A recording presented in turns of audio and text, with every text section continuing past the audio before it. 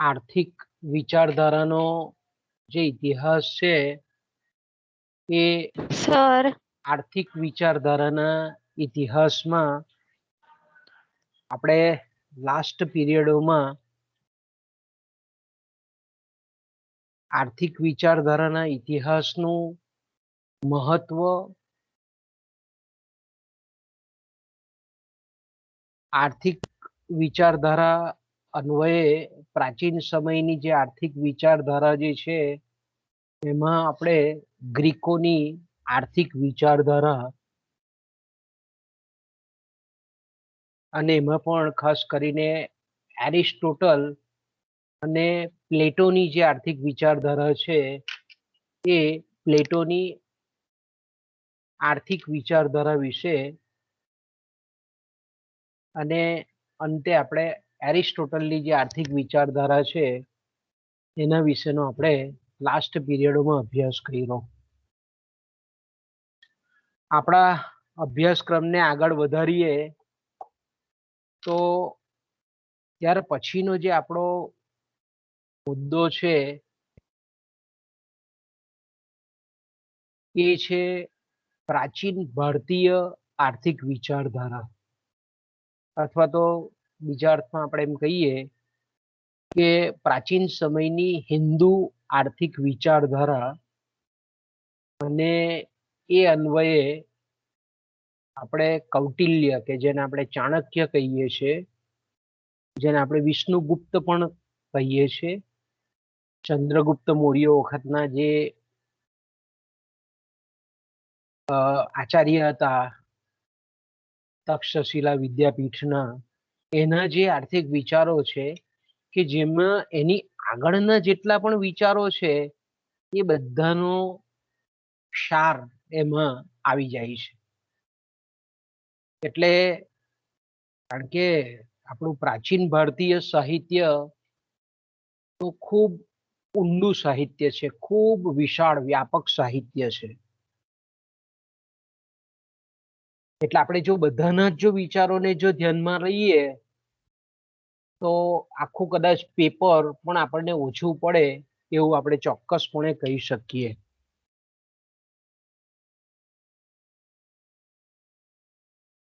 તો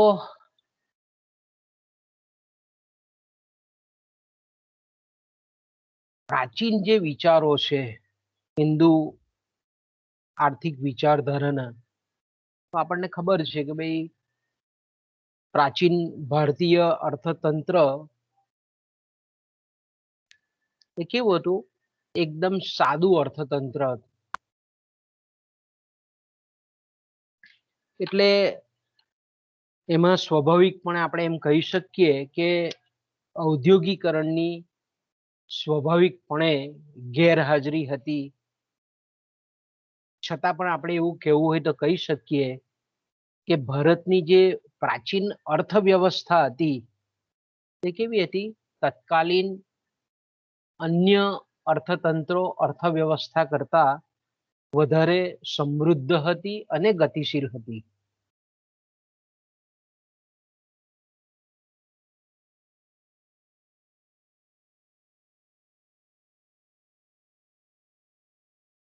એટલે આપણે એમ કેવું હોય તો કહી શકીએ કે તે વખતનું જે જીવન હતું, આર્થિક જીવન, જેને આપણે ઇકોનોમિક લાઈફ કહીએ છીએ, આર્થિક જીવન એ સમાજ જીવનમાં સંકલિત હતું.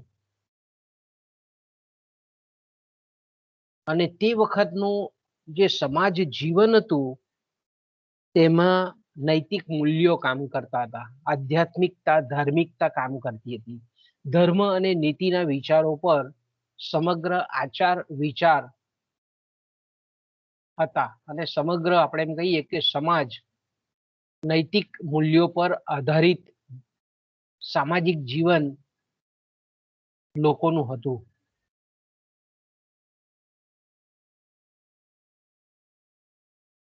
તે વખતે આપણે જાણીએ છીએ કે પ્રાચીન સમયમાં જે વસ્તી હતી ખૂબ ઓછી હતી, માનવ જરૂરિયાતો પણ સીમિત હતી, મર્યાદિત હતી.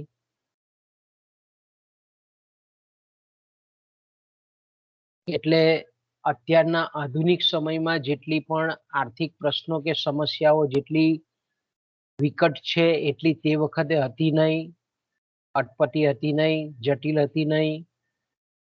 અને બીજી બાજુ આપણે જાણીએ છીએ તે પ્રમાણે કે કુદરતની જે સંપત્તિ છે, આપણે નૈસર્ગિક જે સંપત્તિ છે તે પણ વિપુલ પ્રમાણમાં હતી. એટલે એને ખૂબ સરળતાપૂર્વક લોકોની સમાજની જે જરૂરિયાતો હતી એને પરિપૂર્ણ કરી શકાતી હતી. એટલે અત્યારના આધુનિક અર્થવ્યવસ્થાઓમાં કે અર્થતંત્રોમાં કે જેને આપણે નાણાકીય અર્થતંત્ર કહીએ છીએ, એ નાણાકીય અર્થતંત્રોમાં જે સમસ્યા જે જટિલ હતી, જટિલ છે એવી તે વખતે હતી નહીં. અને પરિણામ સ્વરૂપ આપણે એમ કહીએ કે આર્થિક વિચારો આપણને અલગ, સ્પષ્ટ રીતે અલગ વિચારો, છૂટા વિચારો આપણને જોવા મળતા હતા નહીં. એટલે શુદ્ધ જેને આપણે આર્થિક સિદ્ધાંતો કે થિયરીઓ કહીએ છીએ તે તત્કાલીન સમયમાં આપણને જોવા મળતી હતી નહીં. એટલે પ્રાચીન કાળમાં આપણે એમ કહીએ કે જે સોસાયટી હતી, સમાજ વ્યવસ્થા હતી, એ કેવી હતી? પરંપરા, પ્રણાલિકાઓ, રૂઢિ, માન્યતાઓ, ધાર્મિક અને નૈતિક મૂલ્યો પર ચાલતી હતી. અને આચાર વિચારના મેં કીધું તેમ કે નિયમો એ પરંપરાગત, રૂઢિગત, પ્રણાલિકાગત, રિવાજ અનુસાર ધાર્મિક અને નૈતિક મૂલ્યોની અંદર સમાયેલા હતા. એટલે આપણને આપણા જે પ્રાચીન ભારતીય અથવા તો હિન્દુ આર્થિક વિચારો છે તે આપણા શાસ્ત્રો, આપણું જે પ્રાચીન જે સમૃદ્ધ સાહિત્ય છે તેમાં, અને અલગ અલગ પુરાણો છે, ધર્મગ્રંથો છે, એમાં આપણને જોવા મળે છે, એમાં સમાવિષ્ટ જોવા મળે છે.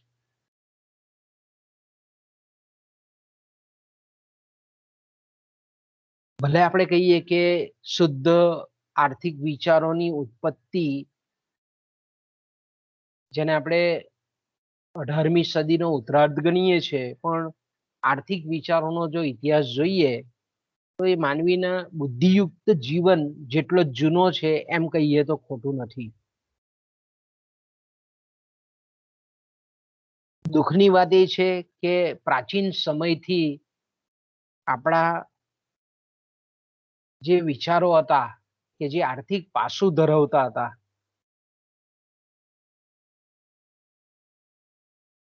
આપણા દેશ પર ઘણી બધી વિદેશી જે જાતિઓ હતી એના આક્રમણ અને એના શાસનને લીધે આપણે એમ કહીએ કે આપણા જે ઉત્તમ કોટીના જે આર્થિક વિચારો હતા, સામાજિક વિચારો હતા, તેને સૈકાઓ સુધી, ઘણી બધા વર્ષો સુધી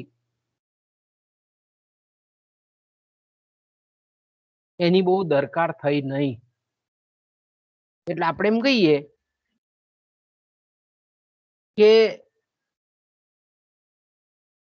અમુક સમયગાળો એવો ભારતીય સમાજ અને હિન્દુ સંસ્કૃતિએ જોયો છે કે જેના આપણા મૂળભૂત વિચારો હતા, એ મૂળભૂત વિચારો દરેક ક્ષેત્રના, એ ખગોળશાસ્ત્રના હોય, વૈજ્ઞાનિક વિચારો હોય, આર્થિક વિચારો હોય, રાજનીતિક ક્ષેત્રના હોય, પણ તે છતાં પણ આપણે એમ કહીએ કે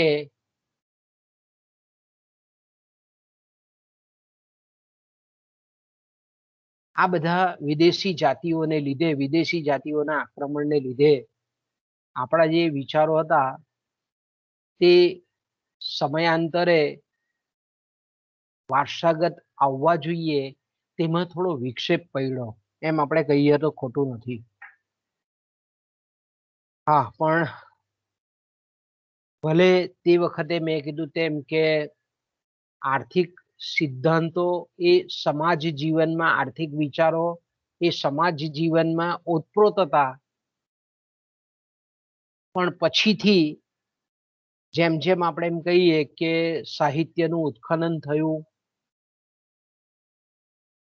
અને એટલે આપણે એમ કહી શકીએ કે ભારતીય જે છૂટાછવાયા અલગ અલગ શાસ્ત્રોમાં જે સંમિલિત જે આર્થિક વિચારો કે જે આર્થિક પાસું ધરાવતા હતા તેને એકત્ર કરી એનું સંકલન કરી અને સાંપ્રત સમયમાં વર્તમાન સમયમાં આ વિચારો ને આપણે સંકલિત કરી શકેલા છે. અને એ આપણા પ્રાચીન જે એકદમ સમૃદ્ધ વિચારો હતા દરેક ક્ષેત્રના એનો હાલમાં કઈ રીતે ઉપયોગ થાય એ અંગે ખરેખર વાસ્તવમાં જોઈએ તો નવેસરથી વિચારવાનો સમય ખરેખર પાકી ગયો છે. આપણે ભલે એમ કહીએ કે 1776 એડમ સ્મિથે પોતાનું પુસ્તક લખ્યું ધ વેલ્થ ઓફ નેશન્સ, ત્યારથી આપણે અર્થશાસ્ત્રની ઉત્પત્તિ થઈ એમ ભલે આપણે કહીએ, પણ આપણે જાણીએ છીએ તે પ્રમાણે કે કૌટિલ્યના જે ગ્રંથ હતો અર્થશાસ્ત્ર એ ઈસવીસન પૂર્વે 320 લખાયેલો હતો. ઈસવીસન પૂર્વે, વિચાર કરો, એટલે એડમ સ્મિથ કરતા 2000 વર્ષ જૂનો એ કૌટિલ્યનો ગ્રંથ હતો. એટલે આપણે એમ કહી શકીએ કે ભારતમાં જેને સૌ પ્રથમ અર્થશાસ્ત્રી તરીકે ઓળખવા જોઈએ આજથી 2000 વર્ષ પહેલા થઈ ગયેલા છે.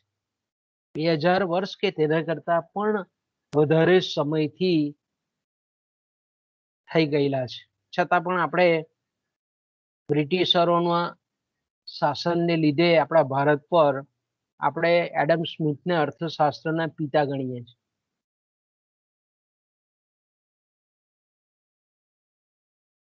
એનો ઇતિહાસ તમે બહુ સારી રીતે જાણો છો કૌટિલ્યનો, કે તે વખતે મગધની અંદર નંદ વંશનું રાજ્ય હતું અને વિષ્ણુગુપ્તે એટલે કે ચાણક્ય કૌટિલ્યએ તે વખતે નક્કી કરેલું કે ભાઈ આનંદ વંશનો નાશ કરી અને ચંદ્રગુપ્ત મૌર્યને રાજા તરીકે સ્થાપિત કરીશ. એટલે આ ઈસવીસન પૂર્વે 4થી સદીના આપણે એમ કહીએ કે 3જી-4થી સદીના તે વખતના સમયગાળાના એમના વિચારો છે. એટલે ખરેખર આપણા ભારતીય જે આર્થિક વિચારો છે કે જે સમૃદ્ધ પાસું ધરાવે છે એને બહુ પ્રાધાન્ય અત્યાર સુધી મળ્યું નથી. પણ અત્યારે ખરેખર એવો આધુનિક સમય છે કે જેમાં આપણે એનું પુનરુત્થાન કરીને જો આપણે સમાજ જીવનમાં એને જો લાવીએ તો ચોક્કસપણે એમ કહી શકીએ કે અન્ય દેશો કરતા પણ જેને આપણે કહીએ છીએ કે સમૃદ્ધ ભારત, વિશાળ ભારત વર્ષ જેને કહીએ છીએ એ પુનઃ સ્થાપી શકાય. તો પ્રાચીન સમયના જે હિન્દુ જે આર્થિક વિચારો છે એના એ આપણને ક્યાંથી મળે છે. એટલે તમને યુનિવર્સિટી પરીક્ષામાં ઘણી વખત આવો પ્રશ્ન પૂછે છે કે પ્રાચીન હિન્દુ આર્થિક વિચારધારાના સ્ત્રોતો કયા કયા છે, કયા સ્ત્રોતોમાંથી આપણને પ્રાચીન સમયના ભારતીય કે હિન્દુ આર્થિક વિચારોની પ્રાપ્તિ થાય છે. તો આપણે જાણીએ છીએ તે પ્રમાણે કે પ્રાચીન સમયમાં આપણે જેને ભારતીય સંસ્કૃતિ કહીએ છીએ એમાંના જેના પાયા કહીએ છીએ, જેને આપણે પિલર્સ કહીએ છીએ, એ આપણા 4 વેદો છે. ઋગ્વેદ છે, સામવેદ છે, અથર્વવેદ છે, યજુર્વેદ છે. આ જે 4 વેદો છે કે એ સમયથી વેદોની રચના આપણને ખબર છે કે વેદોની રચના મેક્સ મુલર જર્મનીના જે વિચારક છે, તત્વજ્ઞાની છે, તેણે એવું કીધેલું કે ભાઈ વેદોની રચના ઈસવીસન પૂર્વે 1300 વર્ષ પહેલા થયેલી છે. જ્યારે જૈકોબી નામના જે વિચારક છે તે એવું કહે છે કે વેદો 4500 વર્ષ પહેલા એટલે કે બિફોર ક્રાઇસ્ટ ઈસવીસન પૂર્વે 4500 પહેલા જ્યારે કાણે નામના આપણા ઇન્ડિયન જે ઇતિહાસકાર છે તે એવું કહે છે કે વેદોની રચના ઈસવીસન પૂર્વે 4000 વર્ષ પહેલા થઈ ગઈ છે.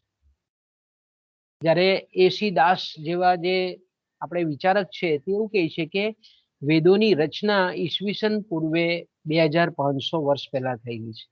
તો તમે વિચાર કરો કે આ જે વેદોની રચના જે થયેલી છે એમાં પણ એવું કહે છે કે ઋગ્વેદ એ દેવોએ રચેલો વેદ છે. બાકીના બધા આપણે એમ કહીએ કે પૌરુષેય એવું કહેવામાં આવે છે. વેદમાં જે ઋગ્વેદ છે તે અપુરુષેય એટલે દેવે રચેલો છે એમ કહેવામાં આવે. તો કહેવાનો મતલબ એમ છે આના પરથી આપણે એટલું સમજવાનું કે આપણા આર્થિક વિચારો કેટલા બધા જૂના છે. આજે આપણે ઈસવીસન 2021 જીવીએ છીએ તો ઈસવીસન પૂર્વે 4500 વર્ષ એટલે 6500 વર્ષ પહેલાના આપણા વિચારો છે. પ્રાચીન સમયના હિન્દુ આર્થિક વિચારો જેને કહીએ તે આ શુદ્ધ સ્વરૂપમાં નહીં હતા પણ આ બધા ગ્રંથોમાં આપણને શ્લોકોના સ્વરૂપમાં જોવા મળે છે. એટલે આપણે એમ કહીએ કે વેદો છે આપણા જે કંઈ પણ પ્રાચીન સમયના જે કંઈ પણ સાહિત્યો છે શાસ્ત્રો છે એ મહત્વના સ્ત્રોત છે. અને એમાં ખાસ કરીને વેદો, 4 વેદો, ઉપનિષદો, બ્રાહ્મણ ગ્રંથો, પુરાણો, આરણ્યકો આપણે જોઈએ ને પુરાણ કેટલા બધા પુરાણ, નર્મદા પુરાણ, તાપી પુરાણ, શિવ પુરાણ, ઘણા બધા અસંખ્ય પુરાણો છે. આરણ્યકો એટલે જંગલમાં જઈને ઋષિ મુનિઓએ જે કંઈ પણ સાહિત્યનું સર્જન કરેલું છે તેને આપણે આરણ્યકો કહીએ છીએ. સ્મૃતિઓ, ઘણી બધી સ્મૃતિઓ છે.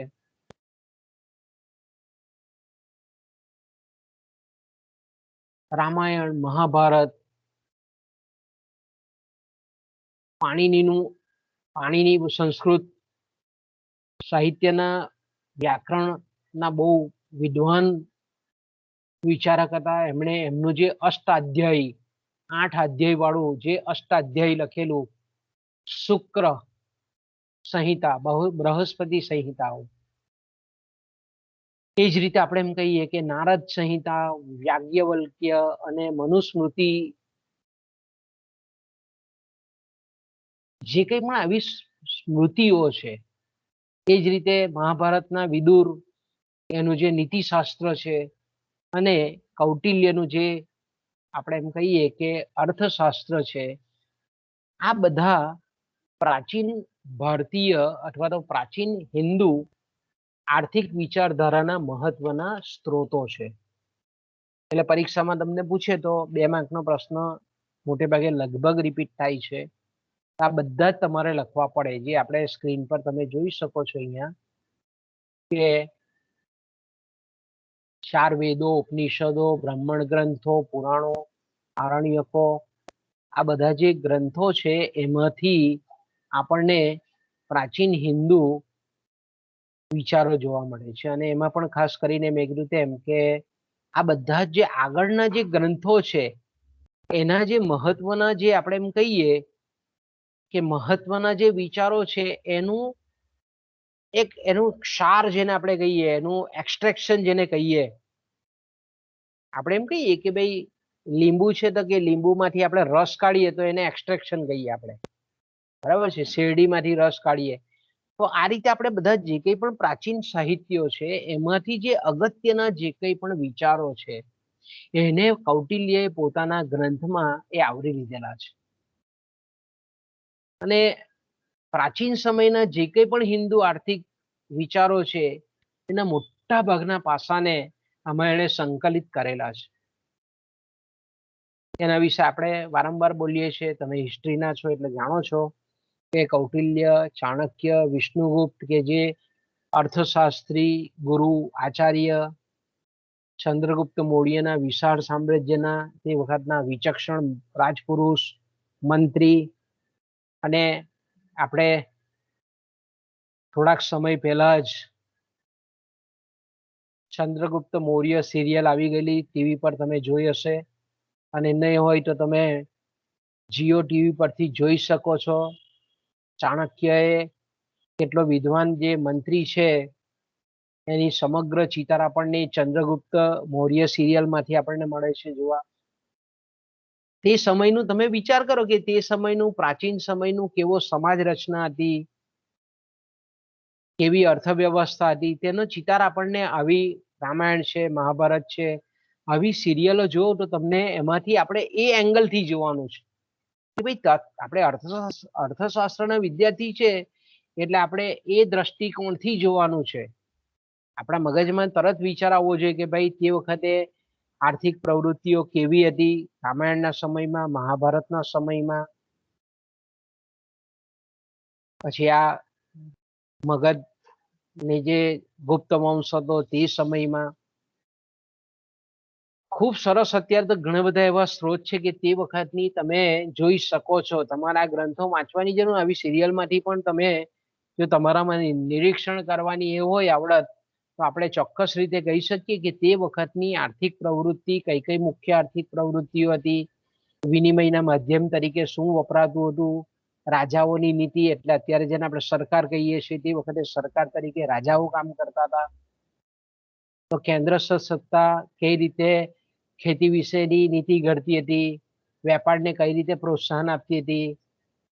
આ બધા જ વિચારો આપણને આ બધા જે ગ્રંથો છે તેમાં સમાવિષ્ટ થયેલા જોવા મળે છે. અને મેં કીધું તેમ કે જેમ જેમ સમય પસાર થતો જાય છે તેમ તેમ ટીવીમાં પણ આવા બધા પાસાઓને ધ્યાનમાં રાખીને આવી રીતે સિરિયલ છે, સિનેમ પિક્ચર છે, આ બધા બને છે. તેના પરથી આપણે ઘણું બધું જાણવા મળે છે. ડોક્યુમેન્ટરી બનતી હોય ઘણી વખત. તો આ જે ખાસ કરીને આપણે કૌટિલ્યના વિચારોને ધ્યાનમાં લેવાના છે. એટલે આ કૌટિલ્ય જે અર્થશાસ્ત્ર કે એકચ્યુઅલમાં એ પ્યોરલી એ પણ ગ્રંથ અર્થશાસ્ત્રનો નહીં હતો. જો ભલેનું નામ અર્થશાસ્ત્રમ, એનું સંસ્કૃત નામ છે અર્થશાસ્ત્રમ, પણ જો આપણે એમ કહીએ કે એ અર્થશાસ્ત્રમ અથવા તો જેને પછીથી આપણે ગુજરાતીમાં કેવું તો અર્થશાસ્ત્ર કહીએ છીએ, તે પણ શુદ્ધ પ્રકારનો આર્થિક ગ્રંથ નહીં હતો. એમાં પણ રાજ્ય કઈ રીતે સારી રીતે ચાલી શકે એ માટેના વિચારો હતા. એટલે આપણે એમ કહીએ કે એને અર્થશાસ્ત્ર ભલે નામ આપ્યું હોય પણ એને જો આપણે કેવું હોય તો રાજ્ય વહીવટની સંહિતા તરીકે પણ આપણે કહી શકીએ.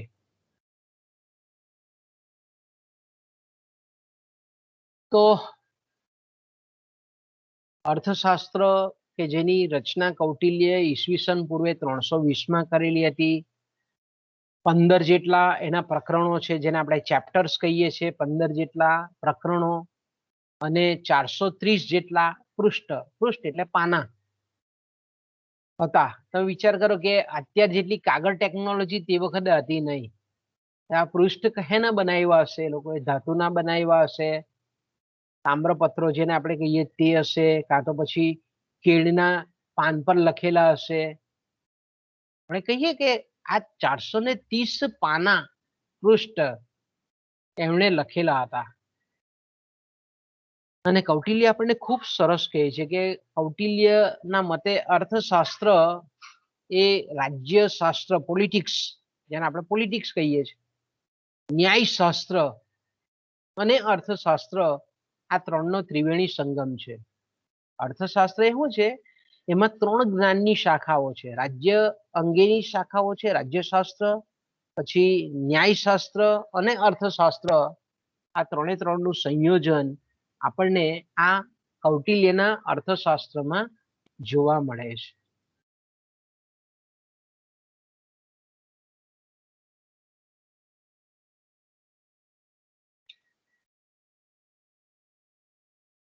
કૌટિલ્યએ આપણે જાણીએ છીએ તે પ્રમાણે કે પોતાના જે ગ્રંથ છે એ ગ્રંથમાં ભારતીય જે પ્રાચીન સમયના આર્થિક વિચારો છે એને વ્યવસ્થિત વ્યાપક રીતે વિસ્તારથી સમજાવેલા છે અને એનો વ્યવહારમાં કઈ રીતે ઉપયોગ કરી શકાય એ અંગેનું સરસ મજાનું ચિત્રણ એમણે કરેલું છે.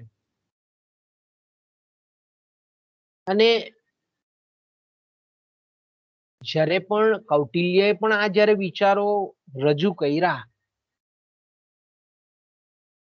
ત્યારે એમાં તમામ બાબતો જો એમાં વ્યક્તિગત વ્યક્તિથી માંડીને સમાજથી માંડીને સમગ્ર સૃષ્ટિના વિચારોને સંકલિત કરવામાં આવેલા છે. એટલે વિચારોના અમલીકરણ માટે જ્યાં જરૂર પડે ત્યારે ધર્મનો પણ સહારો લીધેલો છે. નૈતિક મૂલ્યોને પણ સંકલિત કરેલા છે અને આર્થિક વિચારોને ધર્મશાસ્ત્ર, નૈતિક શાસ્ત્ર, અધ્યાત્મ ની સાથે જોડી અને સુચારુ રૂપે સમાજ ચાલે એ પ્રકારના વિચારો, અને એમાં પણ એનો જે મુખ્ય હેતુ છે તે કે જે કંઈ પણ ઉપલબ્ધ જે કુદરતી સંસાધનો છે, પ્રાપ્ય સાધનો છે, એનો ઇષ્ટતમ ઉપયોગ કઈ રીતે કરવો અને એના દુરુપયોગને કેવી રીતે રોકવો, આ વિચારો આપણને પરોક્ષ રીતે છુપાયેલા જોવા મળે છે.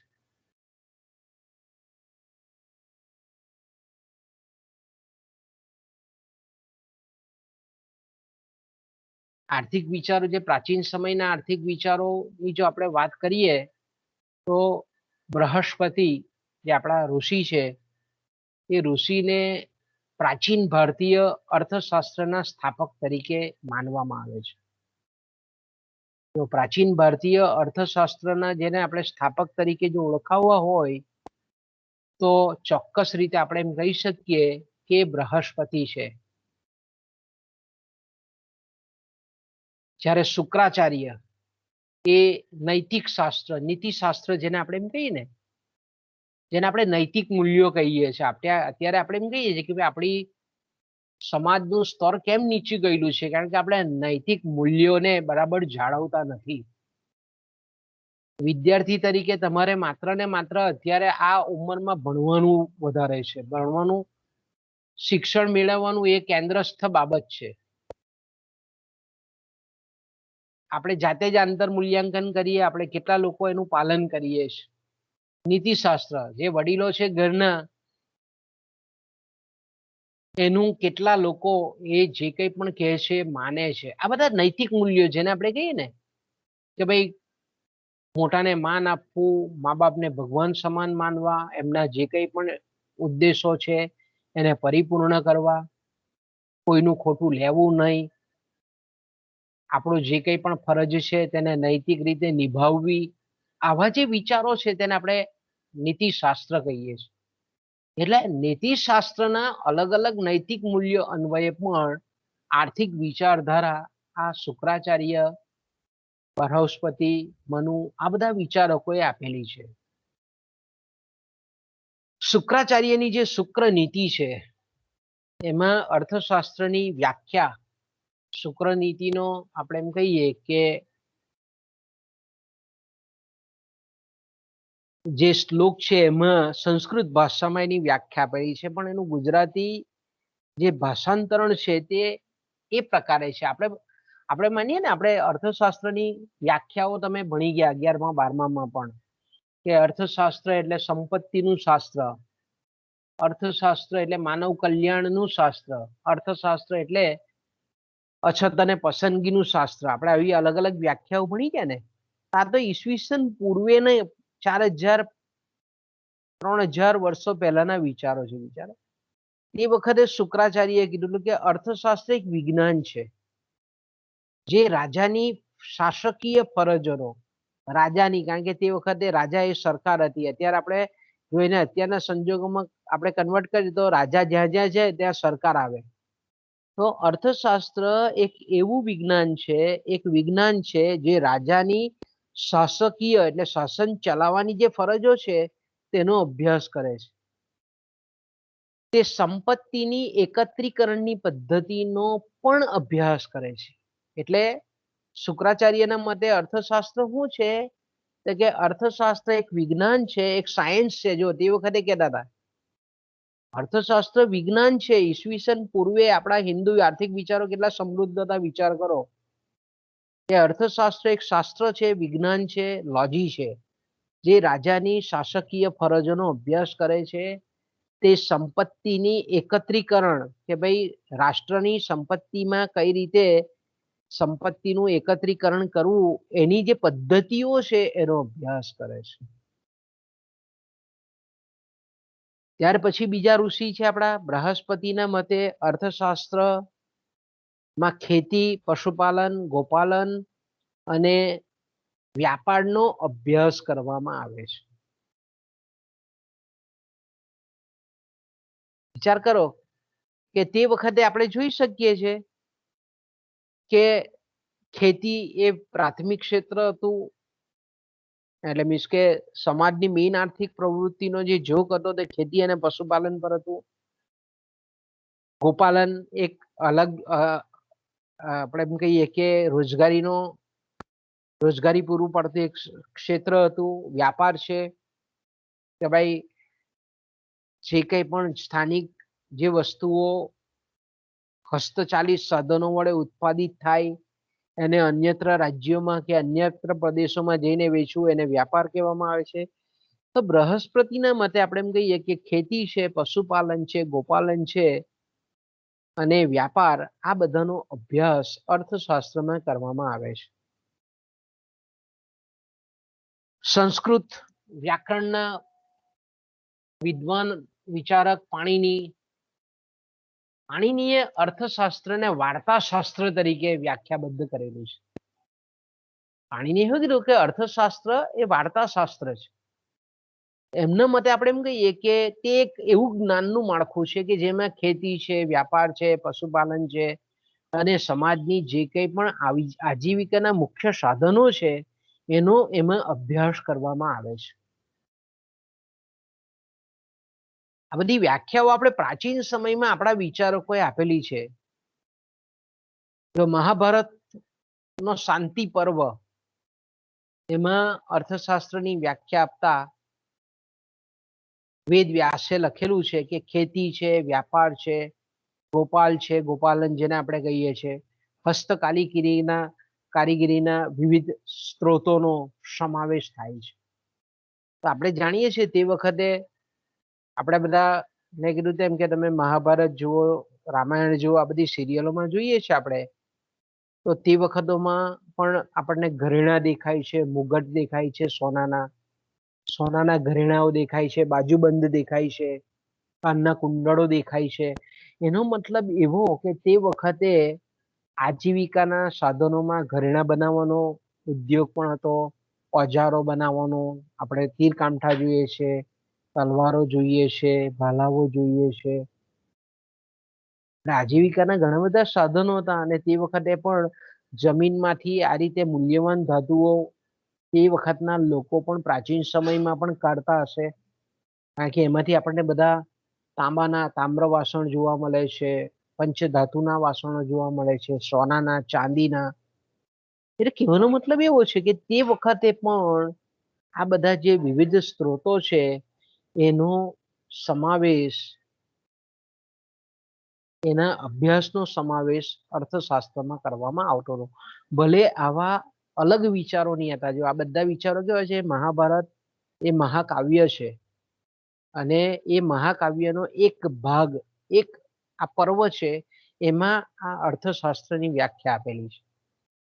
એ જ રીતે ભાગવત પુરાણમાં પણ લખેલું છે કે અર્થશાસ્ત્રમાં ખેતી, વ્યાપાર, પશુ સંરક્ષણ અને નાણાંની ધીરધાર.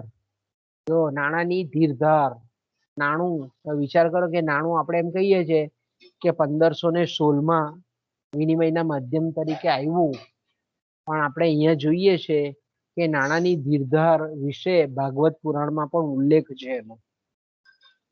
તો ભાગવત પુરાણના આપણે એમ કહી શકીએ કે અર્થશાસ્ત્ર એટલે એવું શાસ્ત્ર કે જેમાં ખેતી, વ્યાપાર, પશુ સંરક્ષણ અને નાણાંની ધીરધારનો અભ્યાસ કરવામાં આવતો હતો. કૌટિલ્ય પણ અર્થશાસ્ત્રની વ્યાખ્યા આપેલી છે. કૌટિલ્યના મતે અર્થશાસ્ત્ર એક એવું વિજ્ઞાન છે જે માનવ વસવાટવાળી પૃથ્વીની પ્રાપ્તિ અને એના સંરક્ષણ સાથે સંકળાયેલ છે. એટલે અર્થવિજ્ઞાન કે જેને આપણે અર્થશાસ્ત્ર કહીએ છીએ એ રાજનીતિ અને ન્યાયશાસ્ત્રનો સંગમ છે. અર્થશાસ્ત્ર શું છે? તો કે રાજનીતિ અને ન્યાયશાસ્ત્રનો સંગમ છે. તો આપણે પ્રાચીન સમયના આર્થિક વિચારોને કૌટિલ્યના વિચારોની સાથે આપણે જો વિચારીએ તો આપણને સમગ્ર પ્રાચીન સમયના આર્થિક વિચારોની ઊંડી સમજ પ્રાપ્ત થાય. તો કૌટિલ્યએ જે અર્થશાસ્ત્ર ગ્રંથ લખેલો છે એમાં અલગ અલગ મુદ્દાઓ હેઠળ આ જે વિચારો છે તેને આવરી લીધેલા છે આર્થિક પ્રાચીન સમયના.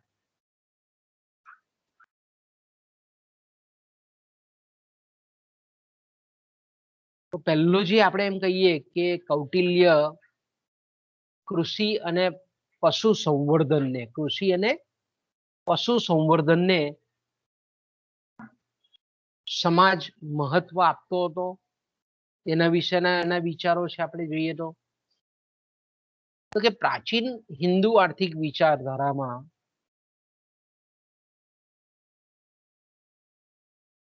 કૃષિને સવિશેષ મહત્વ આપેલું હતું, સાથે સાથે પશુ ઉછેરને પણ. કારણ કે પશુ ઉછેર વગર કૃષિ ક્યારે પણ સમૃદ્ધ થઈ શકે નહીં એમ માનવામાં આવતું હતું. કૃષિ એ સંપત્તિ સર્જનનો મૂળ આધાર ગણવામાં આવતી હતી. પ્રાચીન સમયમાં આપણે એમ કહીએ કે જેને આપણે ખેતી કહીએ છીએ, એગ્રીકલ્ચર કહીએ છીએ, એ એગ્રીકલ્ચર એ સંપત્તિ સર્જનનો મૂળ આધાર ગણવામાં આવતી. અને સમાજમાં જે કૃષિ ખેતી છે એને બહુ પ્રતિષ્ઠિત વ્યવસાય ગણવામાં આવતો હતો. એક ઉદ્દાત વ્યવસાય. આપણા પ્રાચીન સમયના વિચારો આપણને ખબર છે કે આર્યો ખેતી અને પશુપાલનના કારણે જ ઉત્તર ભારતના જે કંઈ પણ સપ્ત સિંધુ પ્રદેશ આપણે કહીએ છીએ, એટલે આપણે કહીએ કે પંજાબ છે, હરિયાણા છે, દિલ્હી છે, ઉત્તર પ્રદેશ છે, આ બધા જ અત્યારના જે રાજ્યો છે, તો તે વખતે આપણે એમ કહીએ કે આવા રાજ્યો તે વખતે નહીં હતું. તે વખતે આર્યાવર્ત એવો શબ્દ પ્રયોગ એ પ્રદેશને ઓળખવામાં આવતો. સપ્ત સિંધુનો પ્રદેશ આપણે કહીએ. 7 નદીઓના સંગમથી બનતો જે કંઈ પણ મેદાની વિસ્તાર, અને ત્યાં સ્વાભાવિક છે કે સમથળ જમીન અને ખાસ કરીને ઘાસચારાની ઉપલબ્ધિ ઘણી સારી હતી. એટલે પશુ ઉછેરને અને ખેતીને લીધે જે આર્યો છે તે જગ્યાએ સ્થાનીયકૃત થયેલા હતા એમ આપણે કહી શકીએ. એટલે પાણીના જ્યાં વિપુલ સ્ત્રોતો હતા ત્યાં આ લોકોએ આર્યોએ પોતાનું વેદકાલીન જીવન, જેને આપણે આર્ય સમયની સંસ્કૃતિ કહીએ છીએ, ત્યાં સ્થપાઈ અને ફૂલી ફાલી એમ આપણે કહી શકીએ. વૈદિક સમયમાં આપણે એમ કહીએ કે કૃષિનો જે વ્યવસાય હતો એ મોટે ભાગે વણિકો, જેને આપણે વૈશ્યો કહીએ છીએ, વાણિયાઓ જેને અત્યારે આપણે શબ્દ વાપરીએ છીએ, અને શૂદ્રો, આ બેનો મુખ્ય વ્યવસાય ગણવામાં આવતો હતો વૈદિક કાળમાં. વેદકાલીન સંસ્કૃતિ હતી ત્યારે. પછી આનું વૈદિક કાળ આવ્યો, પછી મધ્યકાલીન આવ્યો, પછી આધુનિક યુગ આવ્યો. તો આપણે એમ કહીએ કે વેદ કાળમાં આ રીતે સમાજમાં જે વૈશ્યો હતા અને શૂદ્રો હતા એમની પાસેનો આ મુખ્ય વ્યવસાય ગણાતો હતો. કૃષિ અંગેના જે આપણે એમ કહીએ કે જે અલગ અલગ સંસાધનો છે, સ્ત્રોતો છે, અને જે ટેકનિક છે તે પ્રાચીન સમયના ભારતમાં ખૂબ વિકસેલી હતી, ખૂબ એડવાન્સ હતી. આપણે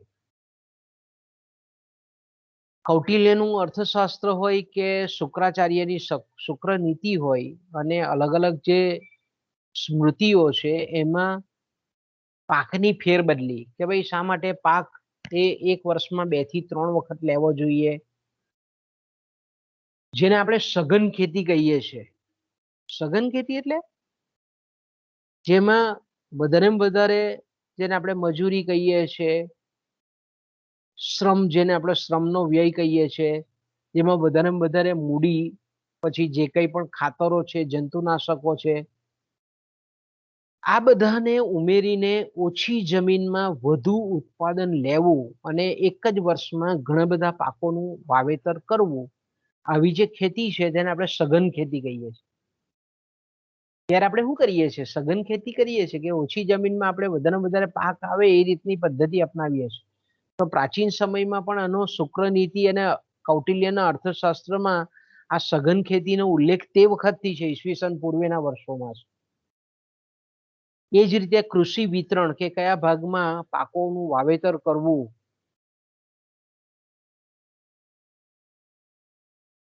કયા એરિયામાં કયા પ્રદેશની જે જમીન છે એને અનુકૂળ એ પાક છે, એ રીતે રાજા જે છે તે વખતની જે સરકાર છે તે વખતની સરકાર રાજા એ એનું વિતરણ કરી આપતા હતા કે ભાઈ આ વિસ્તારમાં આ પાકનું વાવેતર થવું જોઈએ. એ જ રીતે અલગ અલગ જે કંઈ પણ ખાતરો છે, ત્યારે જેવા આપણે કહીએ કે રાસાયણિક ફર્ટિલાઇઝરો તે વખતે હતા નહીં, પણ કેવા હતા? પ્રાકૃતિક હતા, કુદરતી ઓર્ગેનિક જેને આપણે ખાતરો કહીએ છીએ, તે વખતે એ ઓર્ગેનિક ખાતરોનો ઉપયોગ થતો હતો. પાકમાં રોગોનું નિવારણ પણ કુદરતી પદ્ધતિઓ દ્વારા થતું હતું. અને આપણે જોઈએ છીએ અત્યારે પણ આપણે ભારતમાં, ઇવન આપણે ગુજરાતમાં ઘણા બધા શહેરોમાં આપણને વાવ જોવા મળે. કેનલ સિસ્ટમ, અસલ સમયની કેનલ સિસ્ટમ, વિચાર કરો. પ્રાચીન સમયની નહેર વ્યવસ્થા આપણને આજે પણ ઘણા બધા શહેરોમાં જોવા મળે છે. ઘણા બધા રાજ્યોના ઘણી બધી જગ્યાએ પ્રાચીન સમયથી આપણે જુનાગઢ જઈએ, જામનગર જઈએ, આપણને જોવા મળે છે કે તે વખતે પણ આવા જે તળાવો હતા, રાજસ્થાનમાં આપણે જઈએ તો સરોવરો છે બધા ઘણા બધા, અને રાજાઓએ તે વખતે એ સરોવરોમાંથી આખી આખી સિંચાઈ માળખું એ સમગ્ર પ્રદેશને પાણી ખેતીને મળી રહે એ માટેની વ્યવસ્થા પ્રાચીન સમયથી હતી. ભલે આપણે અત્યારે મોટા ડેમો બાંધીએ પણ તે વખતે બી આવી રચનાઓ, આવા બધા આપણે એમ કહીએ કે જાહેર બાંધકામો થતા હતા. પશુ ઉછેર માટે પણ ઘણી બધી ટેકનિક્સ ત્યાં તે વખતે પ્રાચીન ભારતમાં વિકસેલી હતી.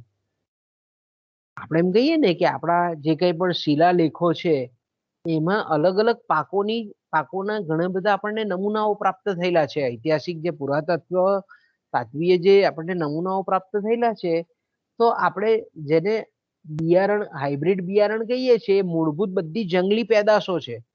એ જંગલી પેદાશોનું માણસે માનવ પ્રયત્નથી ઘણી બધી હાઇબ્રિડ સંકર જાતોમાં આખું આપણે એમ કહીએ કે કૃષિને વિકસાવેલી છે. તો આ બધી બી પ્રાચીન બધી પદ્ધતિઓ છે. અસલ તો બધે જંગલ જ હતા ને, જંગલમાંથી ધીરે ધીરે ધીરે ધીરે ઋષિ મુનિઓ અને જે કંઈ પણ આવા જે જંગલમાં રહેનારા લોકો હતા, પ્રજા હતી, એમણે આ રીતે પોતાની બુદ્ધિ પ્રમાણે, પોતાની અનુકૂળ પદ્ધતિ પ્રમાણે એ લોકોએ ઘણી બધી આપણે એમ કહીએ કે બિયારણની જાતો પણ વિકસાવી, બિયારણની પસંદગી પણ કરતા હતા.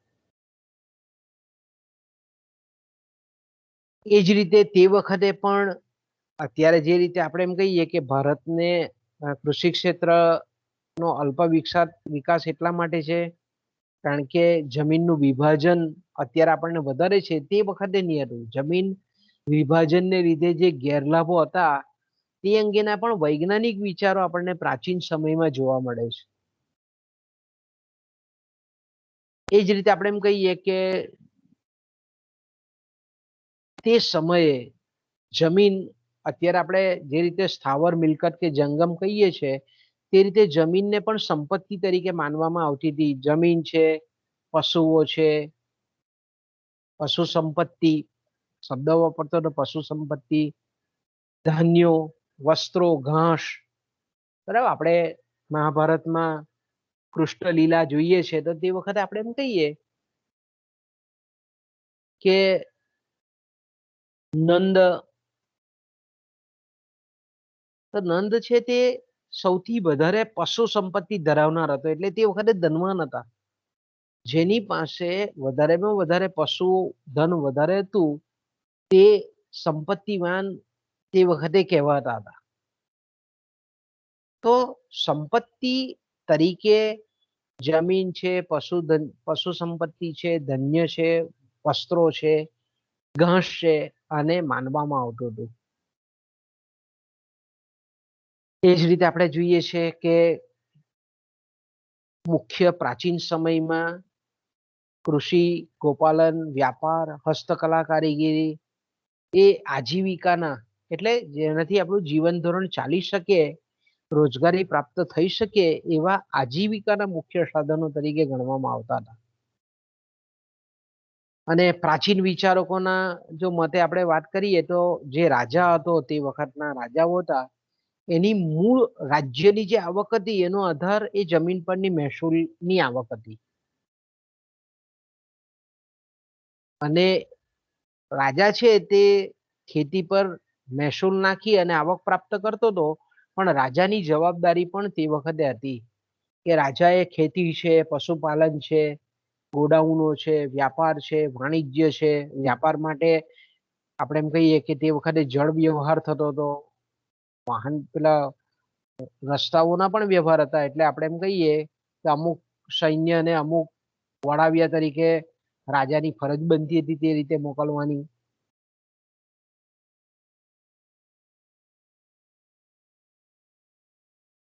બહારના પ્રદેશના વ્યાપારીઓને દેશમાં અથવા તો પ્રદેશમાં આવકારવા. એ જ રીતે સ્થાનિક જે આપણે વેપારી છે એને વ્યાપારમાં પ્રોત્સાહન મળે એટલા માટે પરદેશને મોકલવામાં આવતા હતા. અને આ બધી વ્યવસ્થા કોને કરવાની હતી? રાજાએ કરવાની. વ્યાપાર ધંધા અને વાણિજ્યનો વિકાસ થાય એવા પ્રયત્ન રાજાએ કરવાના. એનું સંવર્ધન થાય, સંરક્ષણ થાય કે ભાઈ અન્ય આપણે એમ કહીએ કે બહારવટિયાઓ કે લૂંટારાઓ એને લૂંટી ન લઈ એની સંરક્ષણ કરવાની જવાબદારી પણ એ રાજાની હતી. એ જ રીતે આપણે એમ કહીએ કે રાજા અને સમાજ એ બંનેની જેને આપણે કહીએ કે સામૂહિક જવાબદારી હતી કે ભાઈ જે ખરાબાની જમીન છે એટલે ખાડા ટેકરા વાળી હોય કે આપણે એમ કહીએ કે કોઈક રીતે અનઇવન જમીન હોય, ક્ષારવાળી જમીન હોય, આવી જે ખરાબાની જમીન છે એને સુધારણા માટે પણ રાજાએ અને સમાજે બંનેના સામૂહિક પ્રયત્નથી એને સુધારણા કરવી એવા પણ વિચારો આપણને પ્રાચીન આર્થિક વિચારોમાં જોવા મળે છે. જ્યાં વન વિસ્તારો, જંગલ વિસ્તારો છે એના આપણે એમ કહીએ કે ખેતી લાયક જમીન માટે જંગલ વિસ્તારમાં પણ તે વખતે ખેતી કરવામાં આવતી હતી. અને એના માટેની સફાઈ માટેની જવાબદારી રાજાની હતી કે ભાઈ જંગલ વિસ્તારમાં રાજાએ સફાઈ કરાવી અને જંગલમાં ખેતી થાય એવા પ્રયત્ન પણ કરવા. પણ અત્યારે આપણે જોઈએ છીએ તેવું નહીં હતું. તે વખતે આપણે એમ કહીએ કે ટોટલી જંગલોનો સફાયો કરી નાખવામાં નહીં આવતા હતા. હા, જે જંગલનું મૂળ સ્વરૂપ છે તેને રાખવામાં આવતું હતું. અત્યારે આપણે શું કરીએ છીએ? બુલડોઝર લઈને જે રીતે જંગલો આખા ને આખા કપાય છે અને ટોટલી ખેતીલાયક જમીનો માટેની હેક્ટર જમીન ખુલ્લી કરી દેવામાં આવે છે તેવું નહીં. જંગલનું અસ્તિત્વ પણ રાજાએ એ પણ જોવાનું હતું, કારણ કે પર્યાવરણીય જે બાબતો છે એને પણ ધ્યાનમાં લેવામાં આવતી હતી. પણ સાથે સાથે જંગલમાં પણ ખેતી થઈ શકે એ માટેની એક જેને આપણે એમ કહીએ ને કે ખેતી પણ થઈ શકે અને જંગલ પણ જળવાઈ રહે એ માટેના પ્રયત્ન કરવા. જે વ્યક્તિઓ જેની જમીનની માલિકીઓ હોય અને એ જમીનનો જો ઉત્પાદકીય ઉપયોગ કરતો ન હોય તો એવા જમીનદારો પાસેથી રાજા જે છે તે જમીન લઈ અને અન્ય વ્યક્તિ કે જે સારું એના પર ઉગાડી શકે એવા વ્યક્તિને જમીનની સોંપણી કરવા દેવામાં આવતી. તે વખતે પણ આપણે એમ કહીએ કે જમીનની જે કિંમત હતી તે વખતે જમીનની કિંમત જે છે તે જમીનની ફળદ્રુપતાને આધારે નક્કી થતી.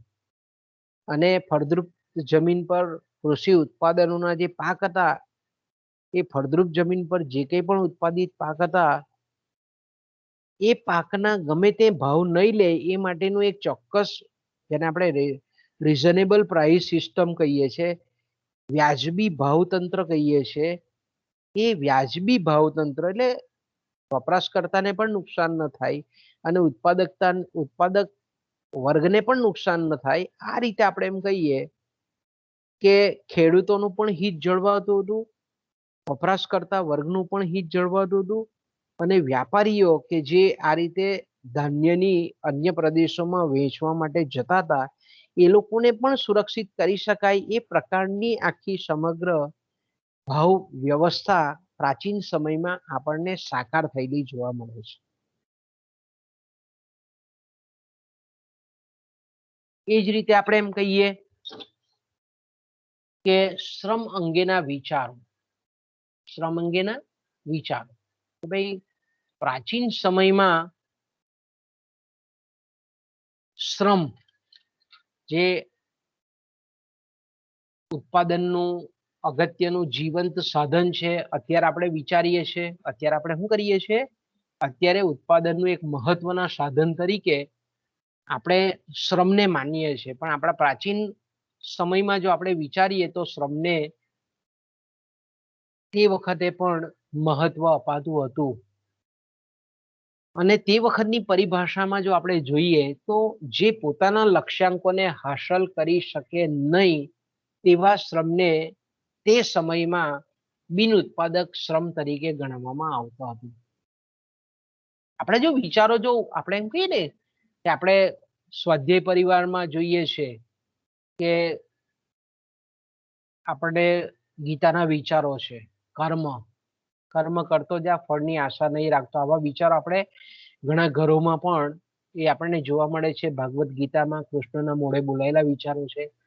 કર્મને સૌથી વધારે મહત્વ આપવામાં આવતું હતું. કર્મ એટલે હું તમને કહું છું ને કે આપણે અત્યારે જો આ સંજોગોમાં આપણે પ્રાચીન સમયના આર્થિક વિચારોને જોડીએ અહીંયા, કે જે તે વખતના નૈતિક વિચારો હતા, આધ્યાત્મિક વિચારો હતા, દરેક માણસે પોતાનું કર્મ કરવું જોઈએ, ફળની આશા રાખવી જોઈએ નહીં. આપણે જેને આપણે ભગવાન માનીએ છીએ એવા કૃષ્ણના મોઢેથી આ વિચારો બોલાયેલા છે. એટલે તમારું અત્યારે કર્મ કયું છે? તો કે ભણવાનું છે. એટલે તમારે 100% ઇન્વોલ્વમેન્ટ માત્ર ને માત્ર ભણવામાં તમારું કર્મ કરવાનું છે. નોકરી આપવા વાળો એ ઉપર વાળો બેઠો છે, તમને આપોઆપ રસ્તા બતાવશે. તમારે ખાલી પ્રમાણિકપણે નિષ્ઠાથી કર્મ કરવાનું છે. એટલે આપણે એમ કહીએ કે કર્મને તે વખતે, કર્મ એટલે કાર્ય, આપણું જે ફરજ છે તેને બરાબર નિભાવવાની છે. એટલે કર્મને તે વખતે પ્રાચીન સમયમાં સૌથી વધારે મહત્વ આપેલું હતું કે જે શ્રમ કરે છે, શ્રમ ઉત્પાદનનું સાધન છે, આપણે પોતે છે, આપણે બધા જ છે એમાં. કોઈ માનસિક શ્રમ કરે છે, કોઈ શારીરિક શ્રમ કરે છે. એટલે આપણે એમ કહીએ કે વેદોમાં ખાસ કરીને શ્રમનો ખેતી છે, પશુપાલન છે અને અન્ય જે કંઈ પણ આર્થિક પ્રવૃત્તિ છે એની કામગીરી માટે શ્રમનો ઉપયોગ થતો હતો.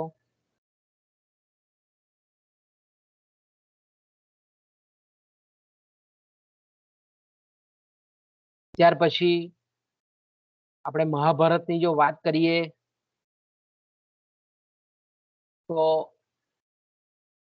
મહાભારતમાં આપણને ખબર છે કે ભીષ્મ પિતા છે, પછી યુધિષ્ઠિર છે, આ બધાના જે વિચારો છે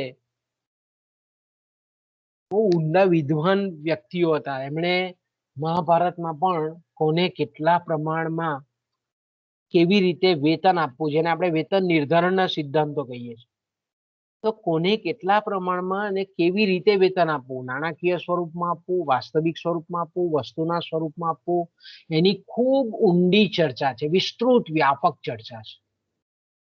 આપણે એમ કહીએ ને કે અત્યારના જે વિચારો છે, અત્યારની જેને આપણે થિયરીઓ કહીએ છીએ, એકચ્યુઅલી થિયરીઓ કેવી છે,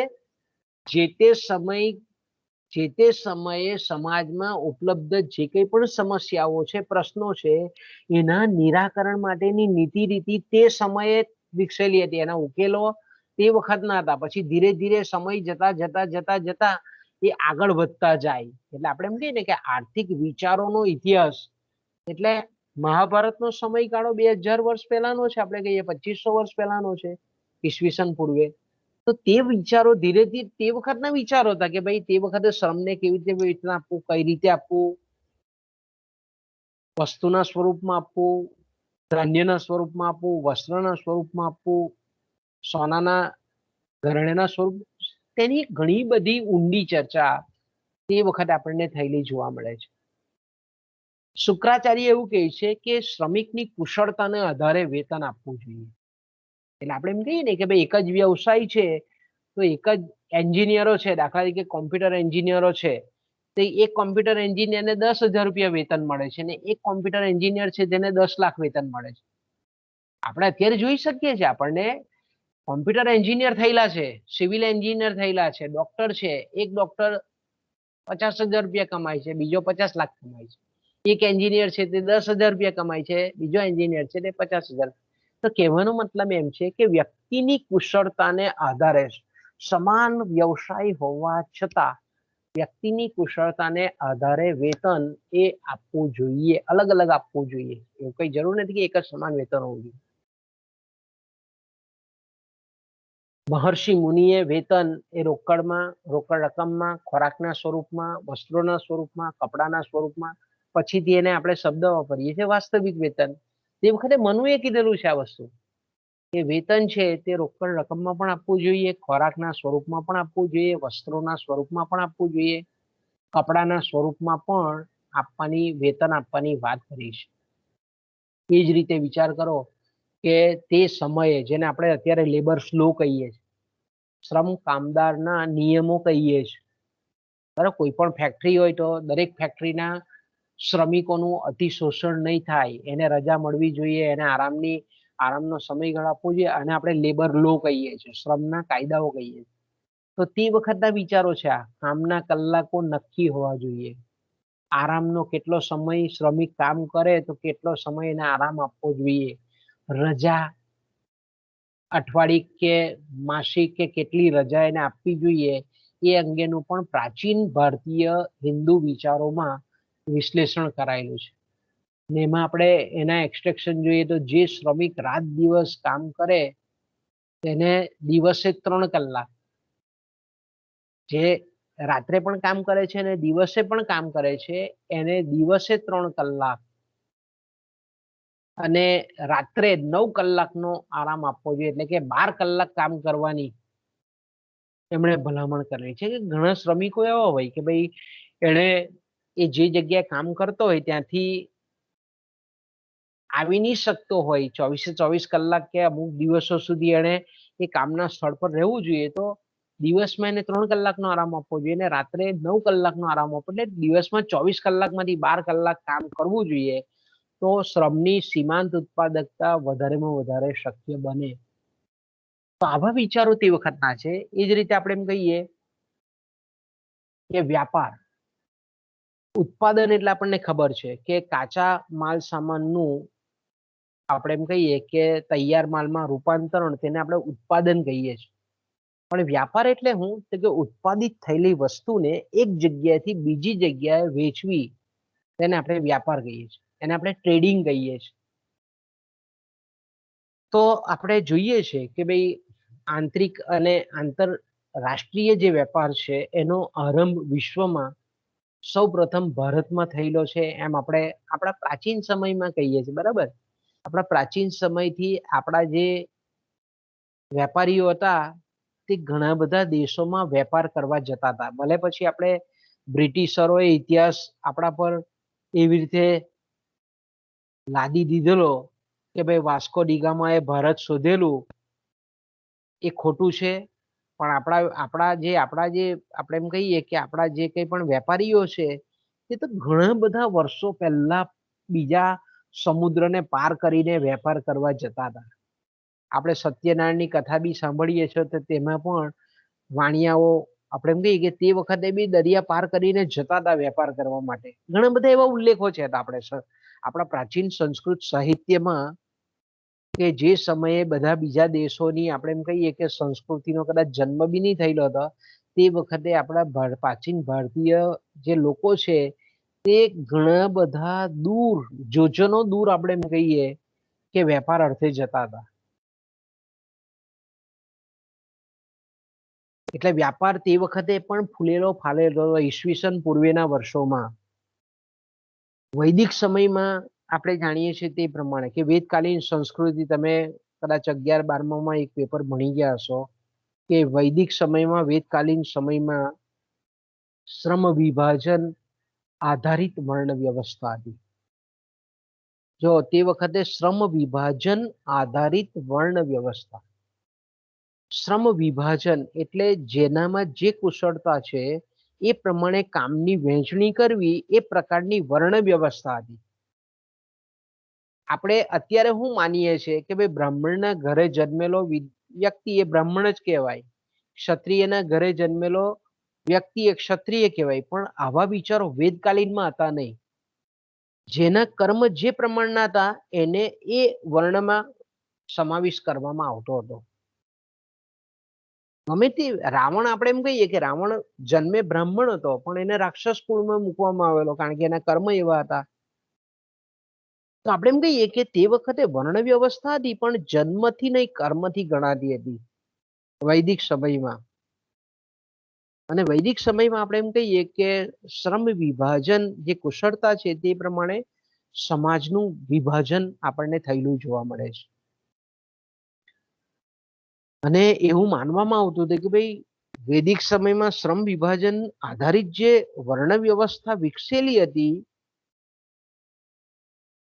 અને ખાસ કરીને જે વિનિમય જે થતો હતો, લેવેચ જે થતી હતી, એને કારણે આપણે એમ કહીએ કે દેશની અંદરના પ્રદેશોમાં, એટલે કે આંતરિક વેપાર જેને આપણે કહીએ છીએ, અને અન્ય દેશો, અન્ય પ્રદેશો સાથે વ્યાપાર વાણિજ્ય સારા એવા પ્રમાણમાં વિકસેલા હતા. અને પ્રાચીન સમયના જે આપણે આર્ય કહીએ છીએ, આર્યો, એ વ્યાપાર વાણિજ્ય અંગેના ખૂબ જાણકાર હતા, એવો આપણને વેદોમાં ઉલ્લેખ થયેલો જોવા મળે છે. આપણે હજુ પણ જોઈએ છે, આપણે ઇન્ડોનેશિયા જોઈએ, મલેશિયા જોઈએ, જાવા જોઈએ, સુમાત્રા જોઈએ, ત્યાં આપણે આપણા ઘણા બધા આપણી ભારતીય સંસ્કૃતિ, ઇવન જાપાન, ચાઇનામાં પણ જોઈએ તો આપણા ભારતીય સંસ્કૃતિને માનનારા ઘણા બધા લોકો છે. આપણે આપણે ઇતિહાસ ભણીએ છીએ, યુએન સાંગ, ઇત્સિંગ, આ બધા જે પ્રવાસીઓ, જે વિદેશી યાત્રાળુઓ આવેલા, મેગેસ્થનીસ, બધા કેવા હતા કે જેણે પ્રાચીન સમયમાં ભારતની સમૃદ્ધ વિશેની પ્રવાસ નોંધો લખેલી છે. અને આ બધા દેશોમાં તો આજે પણ પુરાવાઓ છે આપણા. તો વેપાર અર્થે ગયેલા હોય તો ત્યાં આપણી સંસ્કૃતિનું જે માન સન્માન હતું, એટલે તમે વિચાર કરી શકો કે તે વખતથી આપણે જોઈએ છીએ કે ઇન્ડોનેશિયામાં પણ મહાદેવના મંદિરો જોવા મળે છે, મલેશિયામાં પણ આપણે જોઈએ છે આ બધી જગ્યાએ. તો આપણે કેટલું વિસ્તરણ, આપણો જે આપણે એમ કહીએ ને કે આપણા વેપાર વાણિજ્ય કેટલા તે વખતે ડેવલપ્ડ હતા. અને આપણે કહીએ છીએ કે વાસ્કો ડી ગામાએ આપણે ભારતનો માર્ગ શોધ્યો, દરિયાઈ માર્ગ. ખોટું છે, કારણ કે બ્રિટિશરોનું રાજ હતું અને યુરોપિયન દેશોના રાજ હતા, એટલે આપણા ઇતિહાસને મરોડી નાખેલું છે. આપણે જેને ઈસવીસનની શરૂઆત કરી ને, ઈસવીસન 1, 2, 3, આજે 2021 છે, તેની શરૂઆતના સમય અગાઉ ભારતને મેં કીધું તેમ કે ઇજિપ્ત, જાવા, સુમાત્રા, ગ્રીસ, એશિયા અને યુરોપના સુસંસ્કૃત દેશો સાથે વ્યાપારિક વાણિજ્યિક સંબંધો હતા. તો મહાભારતના શાંતિ પર્વમાં ભીષ્મ યુધિષ્ઠિરને એવું કહે છે કે રાજ્યના વેપારીઓને સારી રીતે સાચવવા જોઈએ કે જેથી તેઓ દેશ છોડીને અન્યત્ર ચાલ્યા ન જાય. ભીષ્મ શું કહે છે કે તે વખતે પણ સંપત્તિનું એક કારક પરિબળ તરીકે વેપાર હતું, એવું આપણને આ વિચારોમાં જોવા મળે છે કે પરદેશ સાથેના વેપારથી રાજ્યને મજબૂત કરી શકાય, એટલા માટે ભીષ્મ યુધિષ્ઠિરને કહે છે કે રાજ્યના વેપારીઓને સારી રીતે સાચવવા જોઈએ કે જેથી કરીને તેઓ દેશ છોડીને બીજા દેશમાં ચાલ્યા ન જાય. તેઓને જરૂર પડે વેપાર અર્થે તો ધિરાણ પણ આપવું, નાણાં પણ આપવું, રાજ્યએ સહાય કરવી, એને જરૂરી વસ્તુઓ આપીને એના કલ્યાણની કાળજી લેવાનું પણ તેઓ કહે છે. એટલે એનો મતલબ શું થયો કે સ્થાનિક રાજ્યની કે સ્થાનિક દેશની જે કંઈ પણ આર્થિક પ્રવૃત્તિ છે આ વેપારીઓને લીધે એ પોષાય છે, રોજગારીનું સર્જન થાય છે. રાજ્યની આવકને ઊભી કરવામાં આ વેપારનો ખૂબ મહત્વનો ફાળો છે, એવું આપણને પરોક્ષ રીતે આ વિચારમાંથી જોવા મળે છે. અને તે વખતે આપણે જેને માર્કેટ સ્ટ્રક્ચર કહીએ છીએ, પૂર્ણ હરીફાઈ વાળું બજાર, કાપડ બજાર, આ બધા બજારો કહીએ છીએ ને, તો તે વખતે જો એના માટેના પણ શબ્દો આપણને જોવા મળે છે પ્રાચીન સમયના ભારતીય આર્થિક વિચારોમાં, કે જે બજાર સ્થળે વસ્તુઓ અને સેવાઓનો વિનિમય થતો હતો, જ્યાં આપણે કહીએ કે વસ્તુઓની અને સેવાઓની આપલે થતી હતી, તેને વિપાણી શબ્દ ઓળખવામાં આવતો, વિપાણી કહેવામાં આવતું. વિપાણી વસ્તુ વિનિમય અંગે નિમાન, એટલે આપણે જેને સાટા પદ્ધતિ કહીએ છીએ એના માટે પ્રાચીન ભારતીય વિચારોમાં નિમાન શબ્દનો પ્રયોગ થતો હતો. અને તે વખતે પણ જો અત્યારે જેને આપણે મિશ્ર અર્થતંત્ર કહીએ છીએ, તે વખતે ઘણી બધી વસ્તુઓ અને સેવાનું ઉત્પાદન એ રાજ્ય દ્વારા થતું હતું. રાજ્ય ઘણી બધી વસ્તુઓના ઉત્પાદનમાં ઇજારો ધરાવતું હતું. અમુક જે અત્યારે પણ આપણે એમ કહીએ ને કે ભારત છે, તો ભારતમાં શસ્ત્ર સરંજામનું ઉત્પાદન કરવું હોય તો ભારતનું ગૃહ મંત્રાલય જે કરી શકે, બાકી કોઈ બીજું કરી નહીં શકે. તો તે વખતે પણ અમુક વસ્તુ એવી હતી કે જે રાજ્યના હાથમાં હતી, અને રાજ્ય દ્વારા જે કંઈ પણ વસ્તુની આપલે અન્ય પ્રદેશો કે રાજ્યો સાથે થતી, એને કુદરતી પ્રક્રિયા છે એવું માનવામાં આવતું હતું તે સમયે. અને તે વખતે આપણે એમ કહીએ કે વસ્તુના વેચાણ ભાવો રાજ્ય દ્વારા નક્કી થતા હતા. એટલે પ્રાચીન સમયમાં આપણે જોઈએ છે કે રાજાઓ છુપા વેશે નીકળતા હતા બજારમાં, છુપા વેશે નીકળે, ભિખારીનો વેશ ધારણ કરી લે, કે પછી આપણે એમ કહીએ કે એવા એનો વેશ ધારણ કરીને જોઈ કે રાજ્યએ નક્કી કરેલા ભાવોનું પાલન એ વેપારીઓ કરે છે કે નહીં. અને રાજ્ય જે ભાવ નક્કી કરતું હતું એમાં જે કંઈ પણ ઉત્પાદકો હતું એનું હિત પણ જોવાતું હતું, ગ્રાહકનું હિત પણ જોવાતું હતું. એટલે વ્યાજબી ભાવો નક્કી કરવાનું કામ એ રાજાઓનું હતું. એ જ રીતે વસ્તુની વહેંચણી, પછી વ્યાપાર અંગેની સવલતો, વસ્તુઓનું એક જગ્યાથી બીજી જગ્યાએ વહન, આ બધી જે બાબતો હતો એના પર રાજ્યનું નિયંત્રણ હતું. વ્યાપાર માટે આપણને કૌટિલ્યના અર્થશાસ્ત્રમાં જોવા મળે છે કે વ્યાપાર માટે સારા રસ્તાઓ બાંધવાનું અને રસ્તાઓ પર વ્યાપારીઓના સલામતીના પગલા, એટલે જેને આપણે વળાવ્યા અથવા તો એવું સંરક્ષણ દળ કે એવી સેના રાખવામાં આવતી હતી કે જેમાં વ્યાપારીઓ એક પ્રદેશમાંથી બીજા પ્રદેશમાં જાય તેને કોઈ તકલીફ પડે નહીં. એ જ રીતે આપણે એમ કહીએ કે પછીથી, એટલે અતિ પ્રાચીન સમયથી ધીરે ધીરે આપણે એમ કહીએ કે ઈસવીસન પૂર્વે ત્રીજી બીજી સદી, ઈસવીસનની શરૂઆતમાં પછી મૂલ્યવાન ધાતુઓ સોનું અને ચાંદી એ સંપત્તિનો સર્જનનો મુખ્ય આધાર ગણાવવા માંડ્યો. પહેલા જે આપણે એમ કહીએ કે અતિ પ્રાચીન સમયમાં આપણે એમ કહીએ કે ભારતમાં જે રીતે ધાન્ય છે, વસ્ત્રો છે, કપડા છે, આ બધાને જે આપણે સંપત્તિ, પશુધન, એ બધાને જે સંપત્તિનો આધાર તરીકે ગણતા હતા, પછી ધીરે ધીરે આપણે જોઈ શકીએ છીએ કે જેમ જેમ પસાર થતો જાય છે સમય, તેમ તેમ સોનું છે, ચાંદી છે, એ સંપત્તિ સર્જનનો મુખ્ય આધાર તરીકે ગણવામાં આવતું.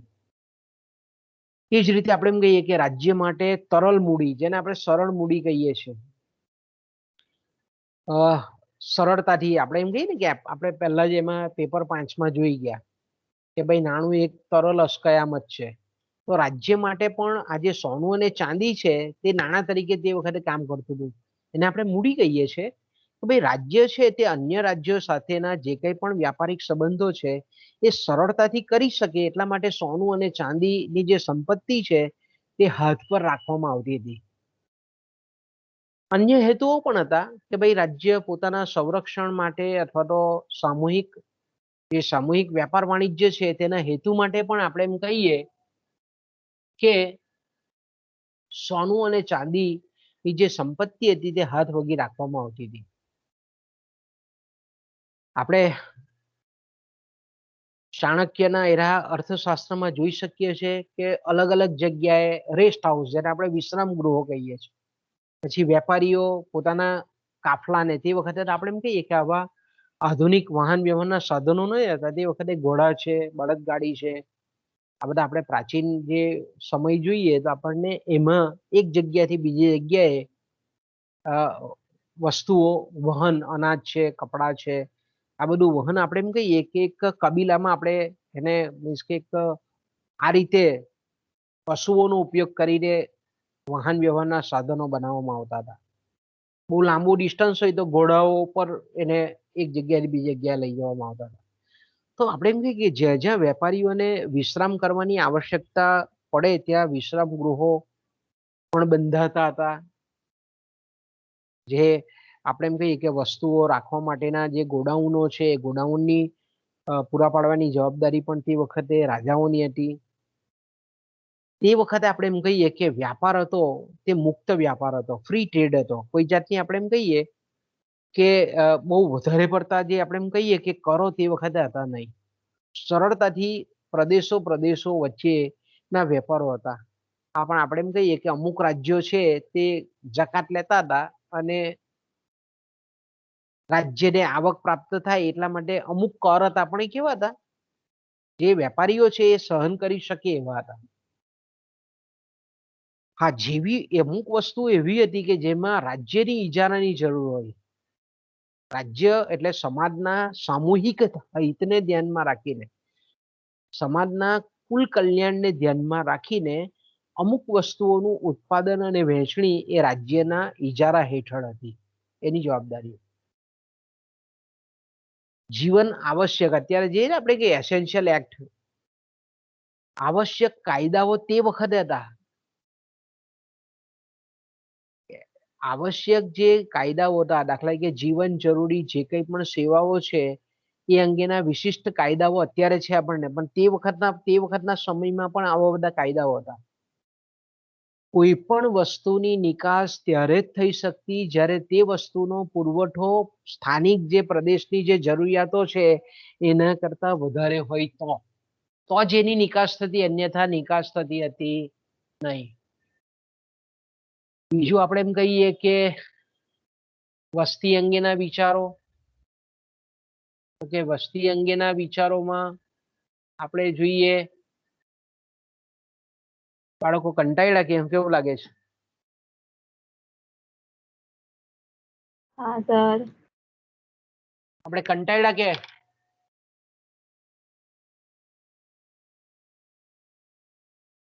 હા. હા, ઠીકા ને. હવે ચાલો, હવે આપણે બીજું શું કહું, કાલે આપણે છે ને બે હા સર. પેપરની જે પરીક્ષા લેવાની છે કાલે, તે આપણે કાલે લઈ લઈશું, આવતીકાલે ઓનલાઈન. સર બરાબર? પણ પેપર બંને લઈ લેવાના છો? હા, પેપર તો આપણે બંને 2 થી 2.5 નો ટાઈમ અને 3 થી 3.5. બરાબર, ટાઈમ ટેબલ પછી મૂકું છું આપણા ગ્રુપ પર ને એના પર. 20 આપણે જે એમસીક્યુ દર વખતે પૂછીએ છીએ. હા, કેટલા એમસીક્યુ? 20 આપણે પૂછીએ છીએ ને તે પ્રમાણે. 20 ગયા વખતે જે રીતે ઓનલાઈન લીધેલી તેવી જ રીતે. બરાબર, બંને પેપરની અડધો હે ઇકોની ને ખાલી? હા, ઇકોની, આપણે ઇકોની જ લેવાની છે. આપણે બીજા હા સર, 2 જ પેપરની લેવાની છે. હા. ઇન્ટરનલ બી થાય ને તમને ભવિષ્યમાં યુનિવર્સિટીની ઓનલાઈન પરીક્ષા હોય તો થોડી પ્રેક્ટિસ પણ રહે. બરાબર, એટલે તમારે યુઝર આઈડી પાસવર્ડ યાદ રાખીને પછી પરીક્ષા આપજો. એટલે આમ તો તમે એસાઇનમેન્ટ ને હાજરીના માર્કથી પાસ તો છે જ, પણ આપણે આ ટેસ્ટ બી લઈ લઈએ તો એમાં પાછા વધારે મૂકી શકાય માર્ક. બોલો, કઈ તકલીફ હોય તો બોલજો બાળકો. ના સર. ઓકે, તો અહીંયાથી અટકીએ આપણે. કાલે બધાને બેસ્ટ ઓફ લક, અને કોઈ પણ જાતના ટેન્શન વગર પરીક્ષા આપો, મુક્ત રીતે આપજો. હા. ઓકે, તો કાલે મળીએ આપણે. બરાબર, તો હા અહીંયા સર. આપણે મીટિંગને વિરામ આપીએ છીએ.